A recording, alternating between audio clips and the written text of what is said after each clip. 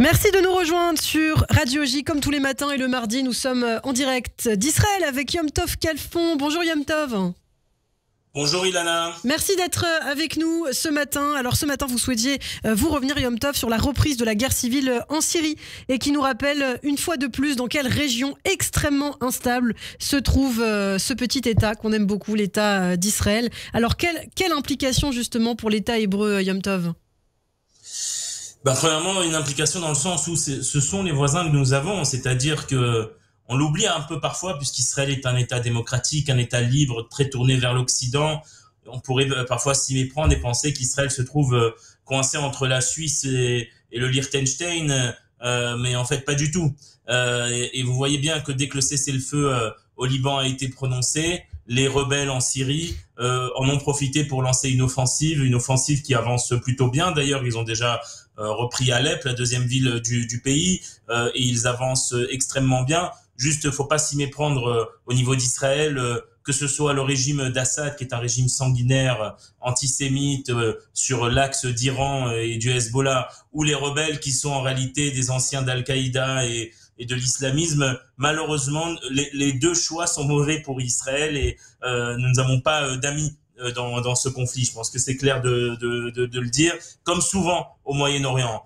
Et c'est ça qu'il faut se rendre compte, c'est qu'en fait tout ce qui entoure Israël, c'est de l'instabilité. Et Israël est une sorte d'îlot de stabilité, de démocratie, de liberté au milieu d'une jungle islamiste, d'une jungle instable, de régimes qui ne tiennent pas en réalité, et que s'ils tiennent, c'est uniquement par la force. Si Assad est encore en place en Syrie, c'est parce qu'il a été aidé par l'Iran, par la Russie, donc c'est de la force et des voisins, on va dire, au relents impérialistes comme la Russie et l'Iran qui aident certains dictateurs à se tenir face à une autre frange de la population.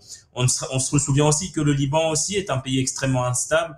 Depuis 2 ans, au Liban, il n'y a pas de président dans ce pays et en fait les institutions du pays sont bloquées. Ce Liban qui, je vous rappelle que depuis les années 70 a connu guerre civile sur guerre civile et jusqu'à présent il y a à l'intérieur même de ce pays des milices armées comme le Hezbollah qui font la loi plutôt que ce soit l'armée libanaise du pays souverain qui fasse la loi. Même les autres pays avec lesquels nous avons des accords de paix, et il faut pas l'oublier, comme la Jordanie et l'Égypte, en réalité tiennent, j'ai envie de dire presque sur un fil. L'Égypte, rappelons, on s'en souvient en 2011, et a eu, dans le cadre du printemps arabe, Moubarak est tombé, a été remplacé par Morsi, des frères musulmans, et après il y a eu de nouveau un coup d'État de Assisi, qui tient essentiellement en fait grâce à un pouvoir militaire.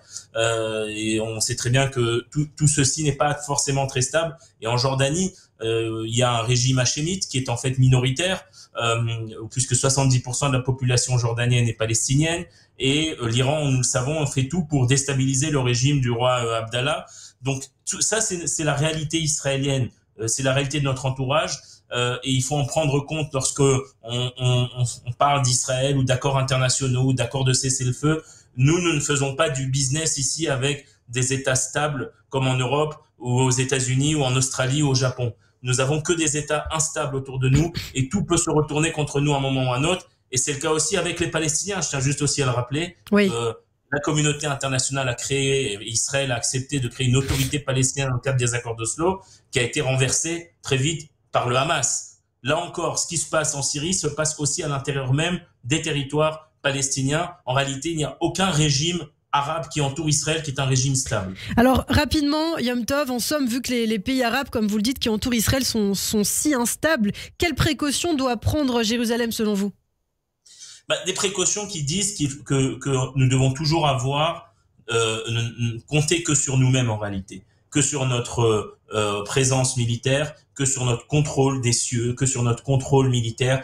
Nous ne pouvons absolument pas faire confiance à aucun régime arabe qui entoure Israël ou qui se trouverait à l'intérieur d'Israël pour assurer la sécurité ou la stabilité. C'est pour ça que lorsque j'entends des gens qui nous parlent des 2 États, d'un État palestinien, quel État palestinien ? Si la grande Syrie n'arrive pas à tenir, le Liban n'arrive pas à tenir, la Jordanie tient sur un fil et avec beaucoup d'aide américaine, etc.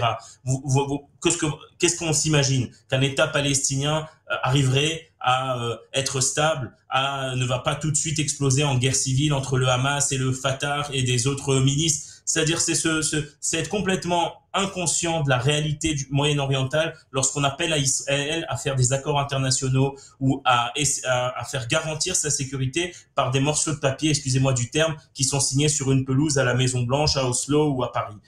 Ça n'a aucune valeur. Les régimes arabes qui entourent Israël sont tous instables, sont tous faibles, sont tous liés à des puissances étrangères. On voit bien en Syrie l'implication de la Turquie, l'implication de l'Iran, l'implication de la Russie, au Liban et dans d'autres endroits. Et ça sera pareil avec les Palestiniens. Lorsqu'on parle du jour d'après à Gaza, on essaye de construire quelque chose avec l'Égypte ou avec l'autorité palestinienne. C'est se mettre un doigt dans l'œil. Seul Israël, qui est le seul îlot de stabilité de la région, le seul pouvoir stable, est capable de garantir la sécurité des populations qui s'y trouvent. Merci beaucoup Yom Tov Khalfoun, merci d'avoir été avec nous ce matin sur Radio J.